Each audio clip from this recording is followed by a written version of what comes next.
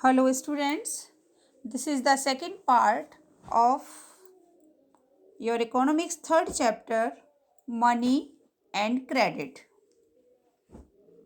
यहाँ हम देखने वाले हैं modern forms of money. We have seen that money is something that can act as a medium of exchange in transaction.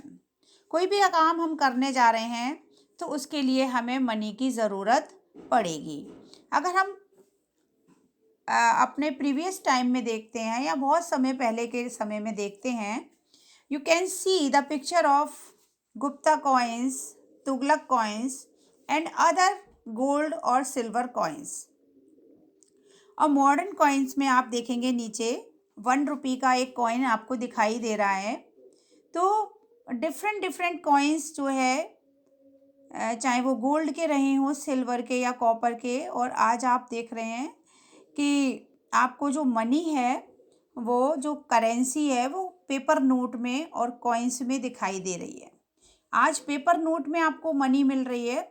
इसके अलावा आज की जो मनी है वो प्लास्टिक मनी भी कहला रही है. आपसे पूछा जा सकता है व्हाट इज़ प्लास्टिक मनी. तो प्लास्टिक मनी आपके क्रेडिट कार्ड हो गए, आपका एटीएम हो गया. तो ये this is also the mode of payment. आप इस तरह से भी अपना पेमेंट करते हैं, आप यूज़ करते हैं. और आजकल आपने देखा होगा यूपीआई, फ़ोनपे, और इस तरह से आप जेब में रखकर अपने पैसे को नहीं घूमते हैं, और बल्कि प्लास्टिक मनी की हेल्प से आप जो है बहुत बड़े बड़े ट्रांजैक्शन सेफली कर लेते हैं.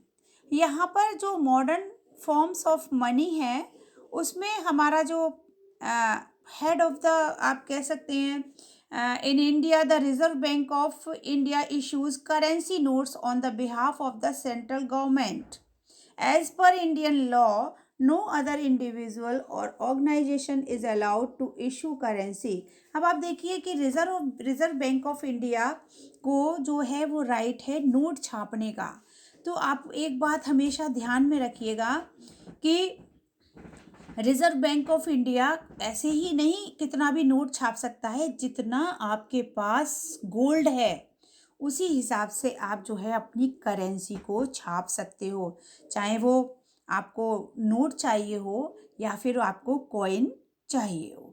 यहाँ पर जो रिजर्व बैंक ऑफ इंडिया है वो हमारा इंडिया का सबसे बड़ा बैंक है, और जो अदर बैंक्स हैं उन पर भी वो निगरानी का काम करता है.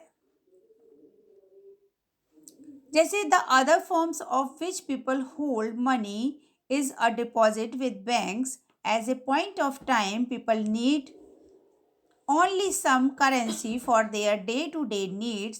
For instance, workers who receives their salaries at the end of each month have extra cash at the beginning of the month. What do people do with this extra cash? अब देखिए, आपके घर में कोई भी बड़े होंगे जिनकी सैलरी अकाउंट में आती है, या फिर कुछ लोग एफडी और आरडी के रूप में अपने पैसे को जमा करते हैं. तो उससे बैंक को क्या बेनिफिट्स होते हैं? भाई, बैंक आपको इंटरेस्ट दे रही है. किस बिहाफ पर आपको इंटरेस्ट दे रही है? आप जो पैसा उसमें जमा करते हैं उस पैसे को बैंक यूज़ करती है. तो एक चीज़ आपको ये ध्यान में रखनी होगी कि आपका सारा पैसा जो है बैंक यूज़ नहीं करती, बल्कि 15% आपका जो पैसा है उसको वो डिपॉजिट रखेगी, और उसका 85% जो पैसा है उसको वो यूज़ करेगी. तो ये जो हमारी इंडिया की सबसे बड़ी बैंक है रिजर्व बैंक ऑफ इंडिया, तो ये अदर जो बैंक्स हैं, जो नेशनलाइज्ड बैंक हैं, उन पर ये नज़र बनाती है. वो ये भी देखती है कि जो छोटे किसान हैं या छोटे वर्कर्स हैं उनको वो लोन प्रोवाइड करा रही है कि नहीं करा रही है, अपने पैसे का कैसे यूज़ कर रही है, क्या सारे ही पैसे का यूज़ तो नहीं कर रही है.